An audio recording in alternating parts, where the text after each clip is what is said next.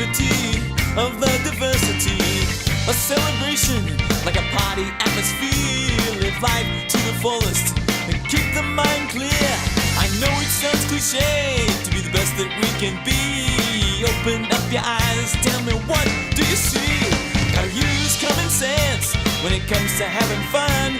Don't have to be a rocket scientist to know how this is done. And I say Buzz!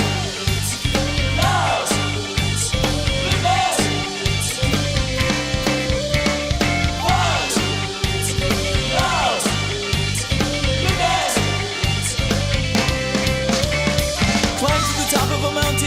Surf like a Superman, build yourself a dream home, make some career plan, travel around the world, read a stimulating book, be passionate about each day, create a brand new look, open up to someone who is special to you, knowing that this one feels the same way too. And I say Buzz!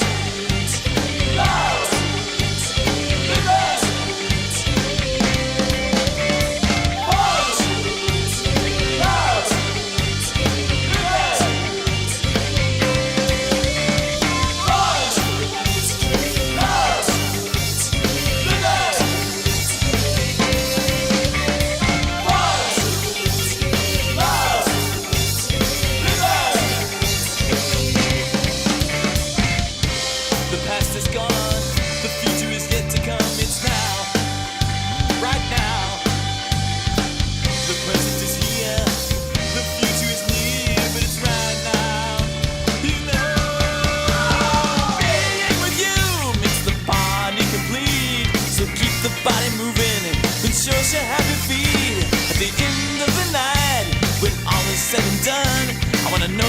The right thing and had a lot of fun. And I say Buzz!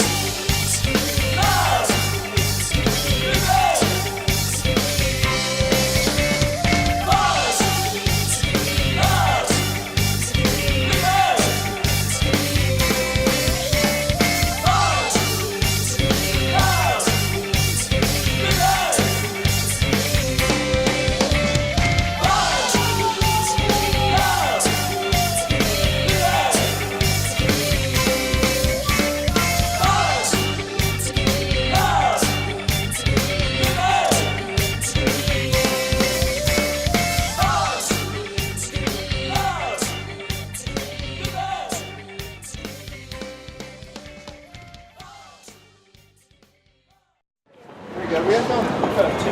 England. Oh, Newcastle, Leicester, Lancaster, Liverpool, Manchester.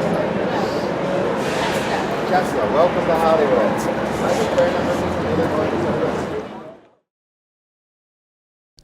Hello, this is Niswander. I'm here at Politicon with John Fugelsang. John, thank you for being on the Nowman Show. Thank you. And this is also a show about entertainment as well. And I have to say, as a fan of the Beatles, and particularly the interview that you did with George Harrison on VH1, it was absolutely remarkable. Can you tell us a little bit about that? Thank you. Yeah, I was about to go to London to interview McCartney. We did a live town hall special for him. And they called me and said, you have to delay your departure because we need you in New York to talk to George Harrison and Ravi Shankar. And he hadn't toured since the 70s. And I was a huge George Harrison fan. I came from a rather religious background. And I admired how he took his Catholicism and used it to springboard into a deeper spiritual searching. And I knew he wouldn't want to talk about Beatles or Lennon. I knew he'd want to talk about God and what happens when you die and meditation. And so we talked about that, and he was comfortable. I was a terrible interviewer. I was awful, and but he liked the rawness of it. And I was terrible. I was very nervous. You know, you meet your idol and you're a blubbering twit. But the one thing I did right was I knew he'd want to talk about God and meditation and what happens when you die. He wound up staying for 4 hours. We gave him a guitar. He played 4 songs. It was his last televised performance. And he was diagnosed a couple of months later. They aired it, nobody watched, and then they recut it for an hour-long special. And so when he died, they aired it all day, and they put back all the stuff about God and meditation, what happens when you die. At one point he even said, this is all a bit lofty for VH1. But to this day, I met my idol, and I was kind of a blubbering twit. But as a result, it gave me a real gift, and I learned a lot and grew from the experience. Yeah, and I'm a preacher's son myself, so I totally understand. And when he did My Sweet Lord, that really moved me at the time. I was a teenager, and I thought, there's something here. There's something special going on, not because of the religion, but because of some deeper understanding. So when I saw that interview, I really, really enjoyed it, really appreciated the full spectrum of what you brought to it. So I think that generally in most of American media, when it comes to spirituality, we get atheists and we get guys screaming at women outside clinics. And I don't see a lot of interesting conversation about belief and faith and religion, the good and bad. We get black and whites, and you know the old expression, trust anyone seeking the truth, don't trust those who've claimed they found it. And that was what I got out of George. He was a real seeker, the most beautiful smile I've ever had. He laughed at my jokes, and it was a lovely day. And hey, later on, Scorsese used some of it in his documentary, so I can finally say I've been in a Martin Scorsese film. wow, that's awesome. That's awesome.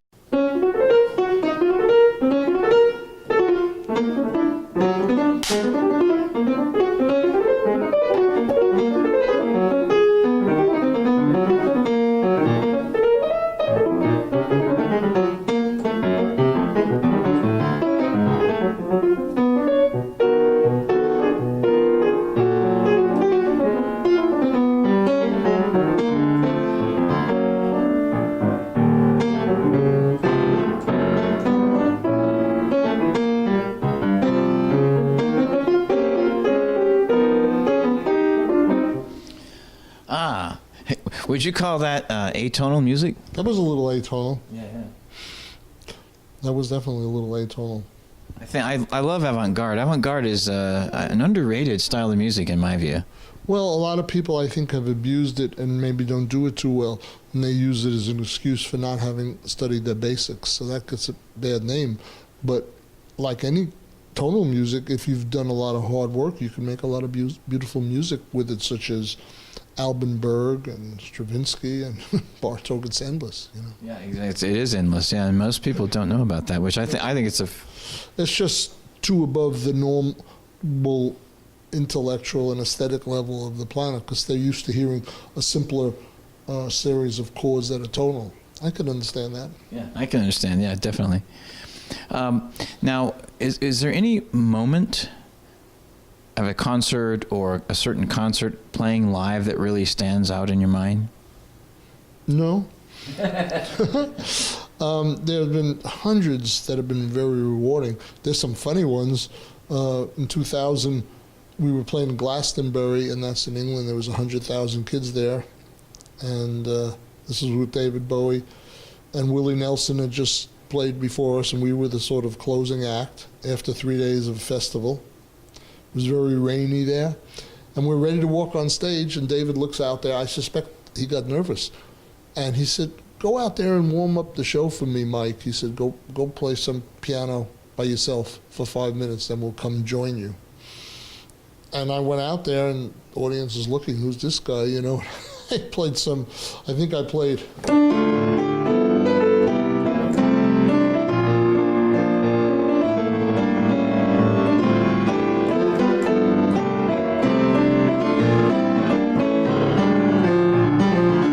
Greensleeves. And I did that for 5 minutes, and then the band came out. But it was nerve-wracking, especially since when I went on the stage, my keyboards were not working. So every tech guy in the place was running around, wiring, fixing. The volume was off. So they missed the most simple thing. So I was pretty nervous waiting before I even played to get a sound. So it's good that he actually sent me out, because we were able to get things working. So he did that a few times over the years with me, maybe 3. And that was a great experience. There was some smaller ones playing in a jazz club in Catalina Bar and Grill. There was a great French pianist who was a very short fella. He was, his name is Michel Petrucciani. He was a great jazz pianist. And I went to see him play, this is 20 years ago, and there's some of the jazz radio promoters there and disc jockeys, and there's no Michel Petrucciani showing up. He calls, and his plane that just landed in LAX, so now people are going to wait another hour for him. So they asked me to play the first set for him, And I played with his band, no rehearsal. It was amazing. And then he got there. He did the second set. The next day, the reviewer gave us equal reviews. He said they were both great. And it was just one of these wacko things that you, out of nowhere, you just start playing. And I was there and made it enjoyable to the audience. And I love that. That's fantastic. Do you like playing small venues? Oh, I love it. Some of my best playing has been 3 people in the jazz club. And as I was saying before, I was so brainwashed with the jazz music that I studied for 8 hours a day for 20, 30 years, that when I was playing with Bowie, sometimes I'd be out in these big arenas wishing I was playing in a jazz club, until I kind of woke up and said, you got to enjoy each moment. They're different experiences. I'll get to do the other, and this is very unusual. So some humility set in somewhere in the mid-90s regarding that. Fantastic. I definitely understand that. Yeah. Hello, this is Niswander of the Nowman Show, and continuing the conversation with producer-director Denny Tedesco. Denny, your father, of course, was the renowned session musician Tommy Tedesco, played on thousands of records. And in the film, there's a quote that I thought was outstanding. I'd like to get your response to that. I studied common sense more than I did guitar. Basically, he said that at a seminar at actually a musicians institute. And what he was telling the kids is said, you could be the greatest guitar player, you could be the brilliant, but it doesn't mean you're going to keep going, because you got to watch what you're doing. You got to have common sense of when to play, what to play, when to say something, when not to say something. There's so much involved. He could read a room like no one. I mean, he could walk in and just know what the vibe was, when to be cool, or he could work a session really well. And he said, listen, I play for smiles. And what he meant was, I'm getting paid, you give me a piece of music, you want me to do something, I will play it. If I change it up because I think it'll be better this way, if he's not smiling, I gotta go back to a different way. Until he smiles, I keep playing. Because you're there. You gotta, you just gotta be there and do whatever that guy wants. Because don't forget, he might think creatively, it's not right what that guy's given me to do. But you know what? He's paying the bill. And it goes back to like Snuff Garrett. He knows those producers, they know what they want, you just do what they want. That great story of, there's nothing to do with Lalo Schiffrin, the great Lalo Schiffrin, says to the dad, he says, hey, Tommy, we need you to do some flamenco guitar. Okay. And if you know, he's brilliant on the Spanish guitar. He said, all right, do you want this?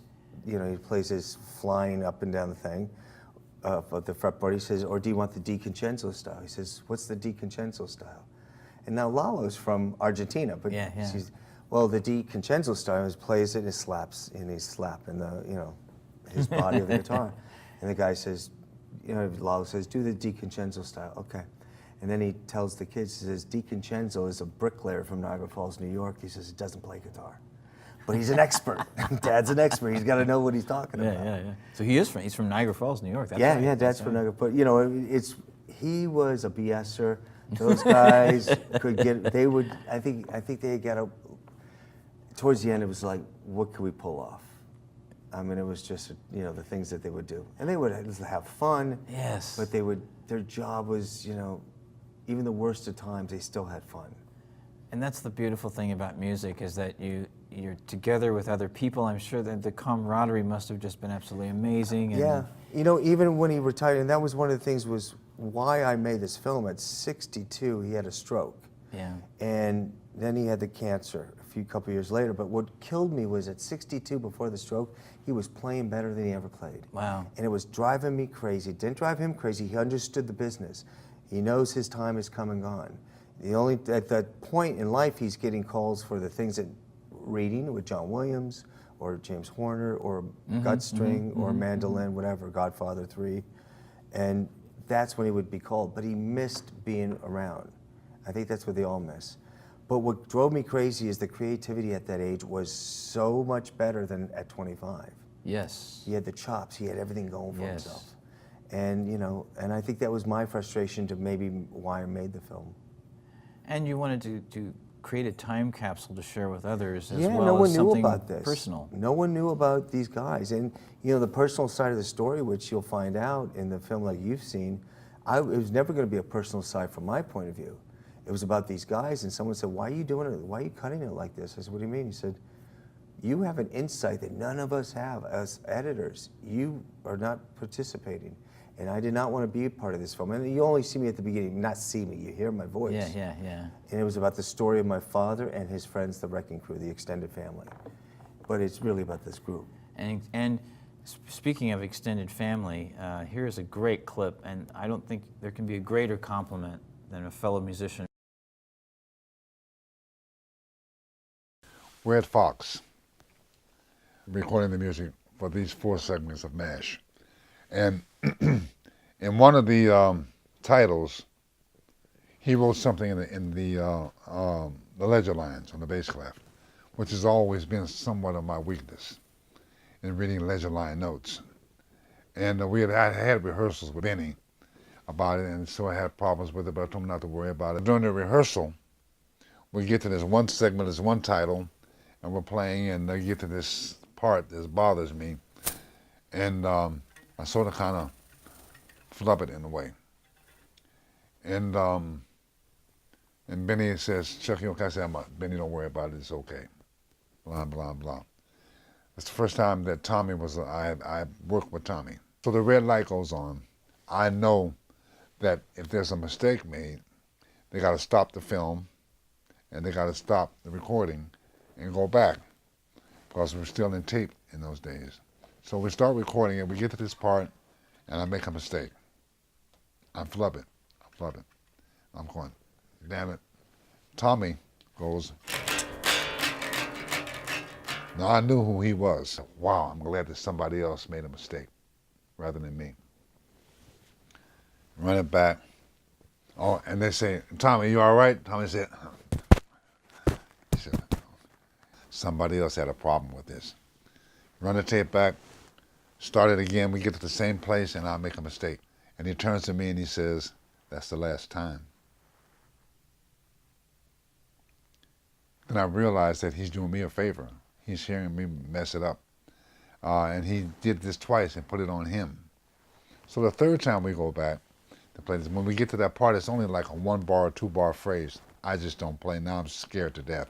So we finish the track, and of course before they excuse the orchestra, they check the music with the film. And so once we're finished, I'm just sitting there like this, and Tommy, he's sitting right next to me, he touches me like this, and he says, so, well, obviously that means that if you can't do it, don't do it. We listened to when they played it back, Denny, I heard the bass. I didn't play it, but I heard the part. And so I'm sitting there going, and Benny's looking at me going, we go to the break room. And he says, man, I'm Tedesco, Tommy Tedesco. He says, you know, it's great to work with you. I heard a lot about you. He looked at me and he said, every bass clef instrument in this orchestra has that part. Every last one of them. So the first time that you missed it, the second time around, it's up to you to decide if you want to play it. Did your ego want to play it? He said, you didn't even have to play it. As it is, we heard the bass. And that way, we didn't have tracks. At the most, it could have been 8 tracks, or 4 with the rhythm section. There's no way he's going to know that you didn't play it. You know, and he says, don't get scared. He says, fear does that. Thanks for saving me. He said, no problem at all, man, no problem at all. You know, you're a good player, you're here for a reason, because it's a first call band. He says, just don't be afraid of this. You know, and I remember I got in my car going back home. I said, what a nice gesture from a real nice guy to do that for me. You know, because I've seen other people really come down hard on other musicians, especially if they were new. But it's just so kind. So I tell that story with a lot of love. Wow. What a great story. Yeah, that was one of those stories I found out recently. Oh, wow. And yeah, that's just a few months ago. And what's amazing is his reputation is why we got this thing made, because he's so giving. There was only a couple people that helped him with break-in. Bob Bain was one of the great guitar players that helped him. But, you know, he was a defender of musicians. I mean, there were many a time musicians would say, you have no idea what your dad did for me. You know, he stuck up for me, and, you know, and that's what I'm most proud of the film. That's fantastic. And well, our time is out. It's been great. How can people learn more about you and the film and get to music and all of the above? You could always go to wreckingcrewfilm.com. You could always, obviously, I have the DVD. We ended up branding everything but underwear. But that, if you want it, I can make it. We came out with the soundtrack on CD, and we came up with the LP. This wonderful book, though, with Sound Explosion, which is Ken Sharp, one of the great writers today. Wow. It's a fantastic book, yeah. And no, I'm really thrilled, and I think we're going to give the folks a discount from. We put up a code word that they can use, that only they can use to get that percentage. That's fantastic. But no, it's fabulous. I just want people to see and hear these stories and find other stories. Let them tell other stories. Everybody should find out the past. That's right. Thank you so much, Denny. Denny Tedesco, and this is Niswander, and you've been watching The Nowman Show.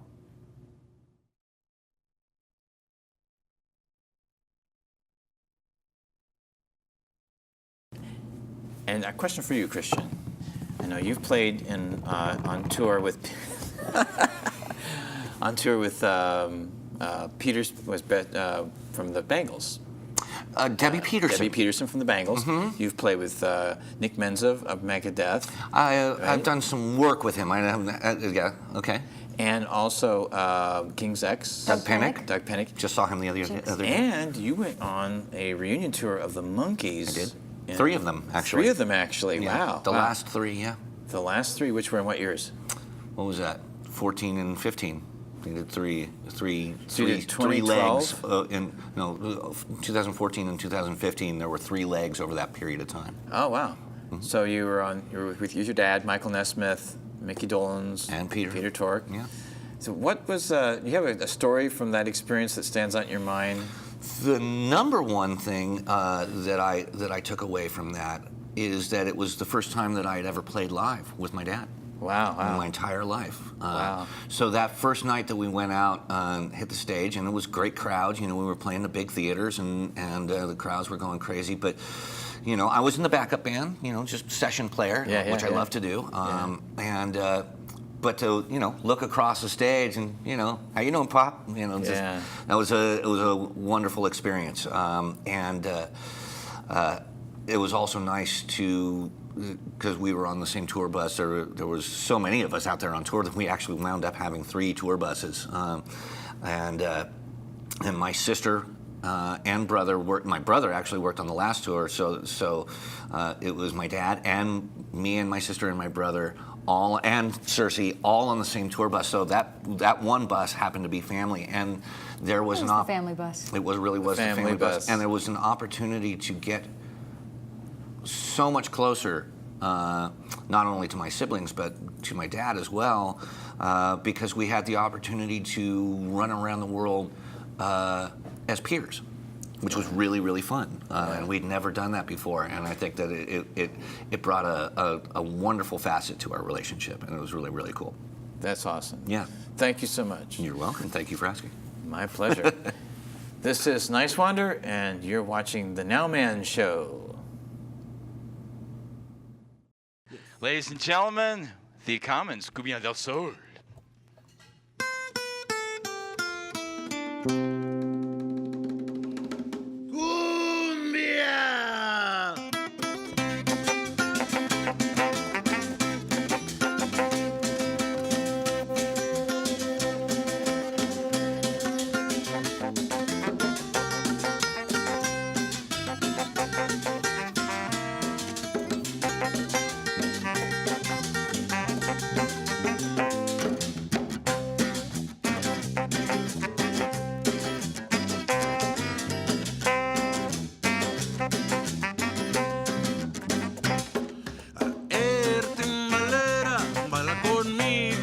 de sol.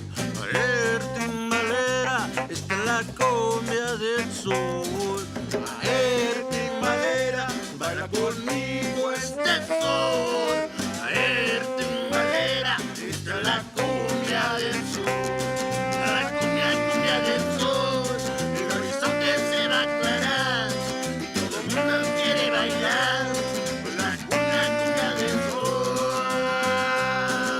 Wow.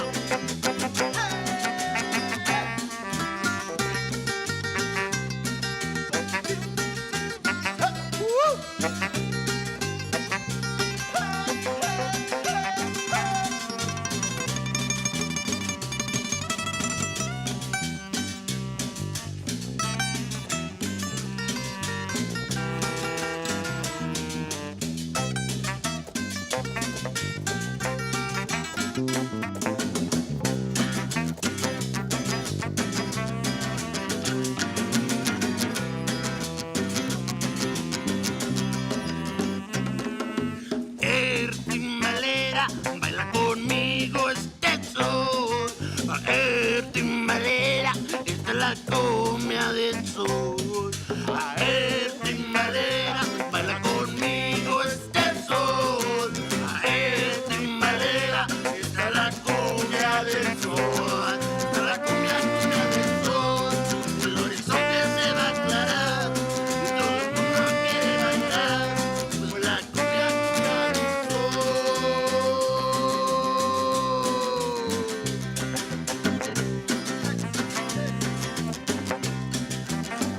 Hey, hey, whoa, oh. Hey, hey, wow, wow, wow, wow, wow, wow, wow.